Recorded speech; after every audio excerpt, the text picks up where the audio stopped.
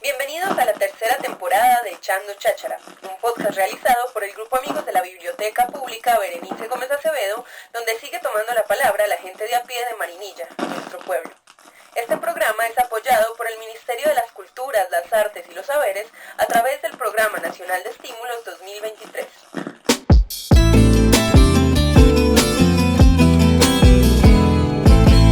Con el afán de reconocer la capacidad curativa innata de cada cuerpo y el deseo gigante de ayudar a las personas está Sebastián. Tras un viaje por toda Latinoamérica descubrió el poder del tejido, la meditación y la medicina alternativa como otras formas poderosas de curar. Estudia psicología y vive su vida entre la ciencia, el arte y la espiritualidad, tratando de brindar en los espacios que habita transformaciones en la salud mental.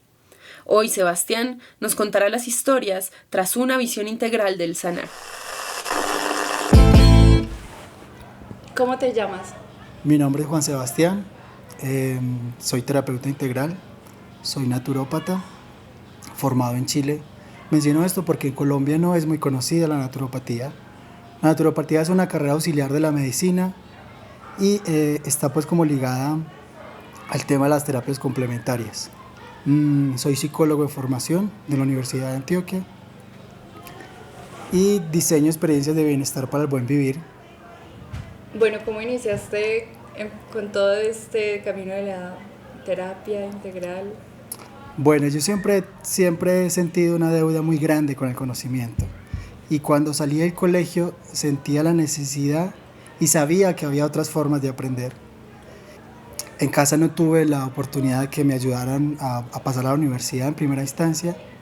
Entonces dije, lo tengo que hacer por mi cuenta. En ese momento en Colombia era muy difícil poder estudiar y trabajar, que es una realidad de muchos, ¿no? Y me embarco en un viaje por Latinoamérica. Me voy a mochilar por Latinoamérica. Eso me llevó pues a visitar muchos países. Fueron casi 13 años, sí, 13 años. Y terminé radicándome en Chile.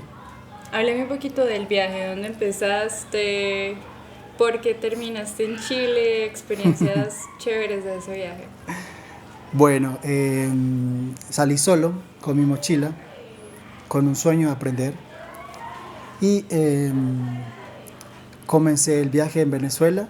Pues salí pues de Colombia por tierra, Venezuela, Ecuador, Perú, Bolivia, Chile. Y bueno, finalmente Chile fue por varias razones.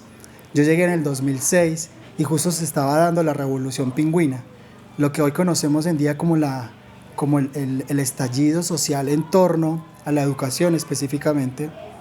Fueron los estudiantes, los colegiales, que saliendo de 11 tenían pues la inquietud y la incertidumbre frente a su futuro académico, ¿no?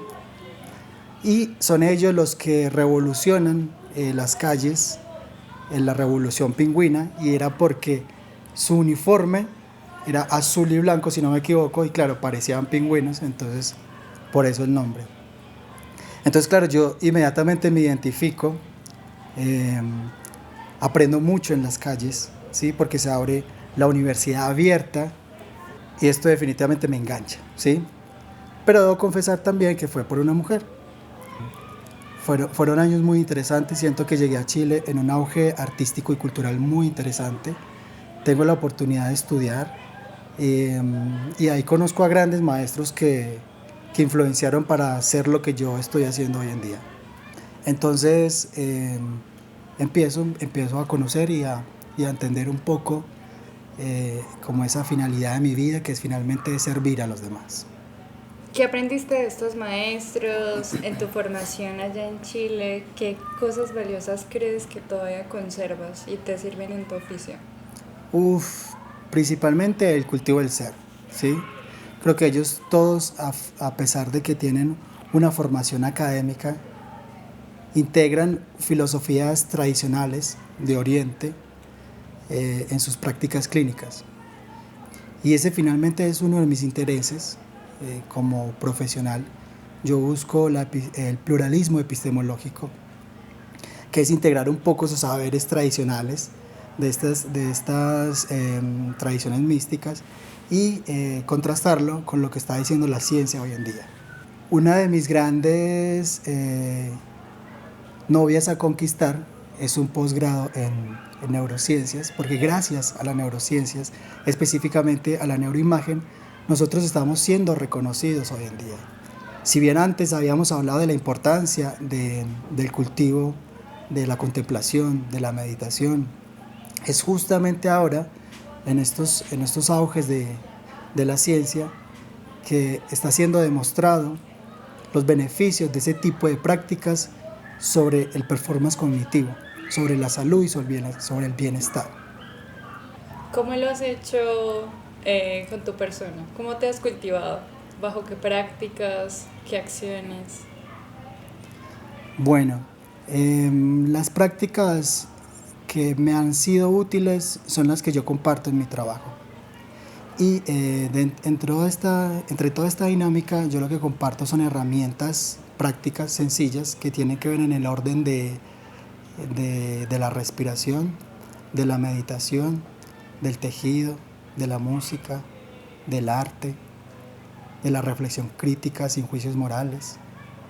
Y así es como nos vamos tejiendo, tanto de forma individual como grupal. ¿Crees que hubo un antes y un después en Sebastián desde que empezaste como a conocer todas estas prácticas o estos conocimientos? Por supuesto, siempre hay una transformación ahí significativa. El hecho es que cuando yo me independizo de casa, yo no solo me voy de mi casa, me voy del país, ¿sí? Y eso, por supuesto, genera cambios estructurales en mi cerebro, porque me abro a una nueva percepción, me abro a nuevos aires, a nuevos aprendizajes, a nuevos retos. Estaba en mi zona de confort, por supuesto. Y cuando salgo, me doy cuenta que finalmente la vida no es como uno se la pintan, pero de eso también uno tiene aprendizajes, ¿no? Por supuesto que es difícil, ¿sí?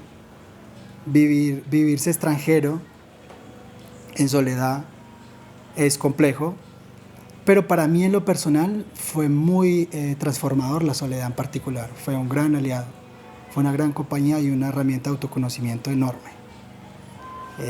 Uno de los temas que más me movilizan en mi trabajo es el tema de los trastornos anímicos, especialmente el tema de la depresión, porque nunca antes habíamos tenido tantas herramientas para estar bien y nunca antes habíamos estado tan mal anímicamente, porque vivimos con síntomas depresivos y no lo sabemos. ¿Qué síntomas?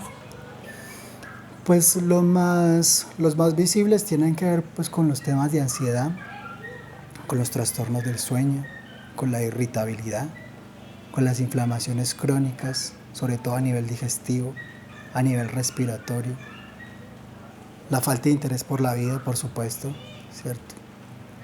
Las malas relaciones interpersonales. Yo siempre he dicho que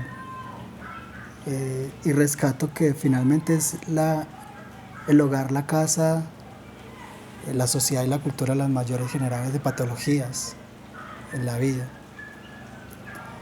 Y desgraciadamente muchas veces vivimos con personas tóxicas. Wow, también hay que reconocer que nosotros somos el tóxico de la casa, que nosotros somos los que estamos generando tensión, ¿no? Y bueno, esta sociedad tiene unas particularidades que la hacen también muy proclive a generar ese tipo de síntomas. A mí me parece muy interesante el análisis que le hace el filósofo surcoreano Byung-Chul Han a la sociedad actual, ¿cierto? Como una sociedad del cansancio, una sociedad del rendimiento, una sociedad en la búsqueda constante del éxito, de la positividad, de la competitividad, ¿no?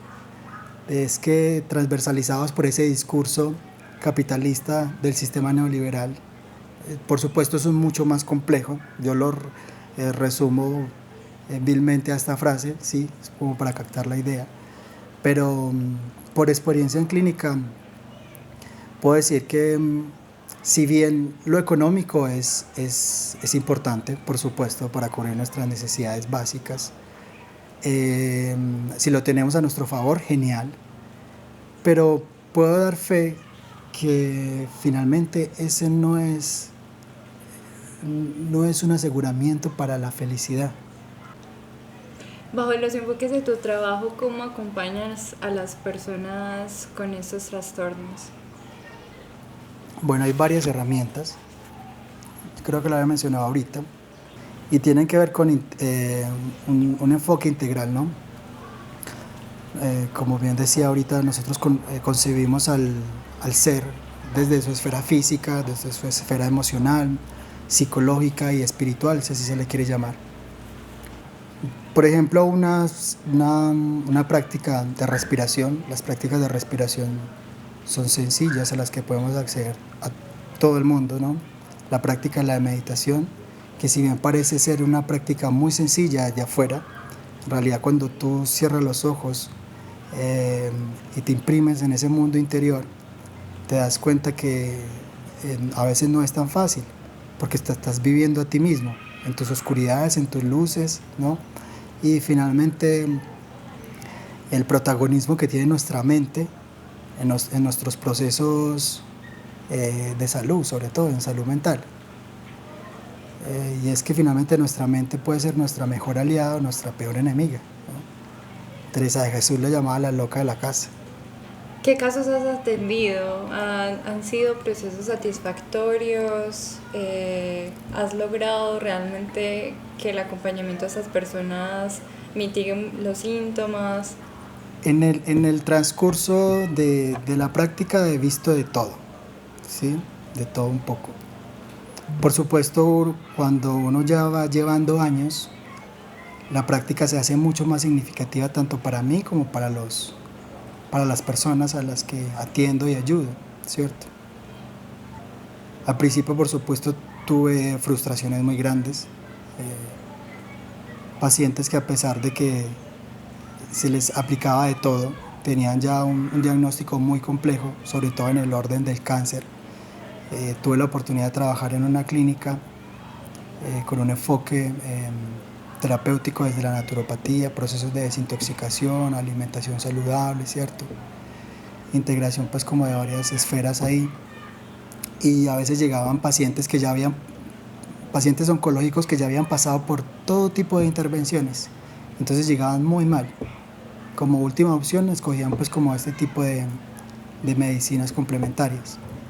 Entonces ahí por supuesto los resultados no eran positivos y pues solían ser muy tristes. Hoy en día por supuesto que hay altos y bajos, ¿cierto? En la práctica siempre las hay. Pero en términos de salud mental hay herramientas muy interesantes que también están saliendo a flote. Hay herramientas que han demostrado ser eficaces en los procesos curativos de forma integral, ¿sí? Uno de ellos me atrevería a decir que es en el orden de lo micológico, ¿no? Que son las conocidas microdosis de psilocibina. La psilocibina ha demostrado ser un tratamiento en el orden de la salud mental de forma eficaz, sin efectos secundarios, que dan un avance, hay que decirlo, por encima de tratamientos alopáticos frente a la depresión, por ejemplo, ¿sí? Ella tiene una particularidad, es que su composición química es muy similar a la serotonina. La serotonina es un neurotransmisor relacionado con el bienestar y la felicidad.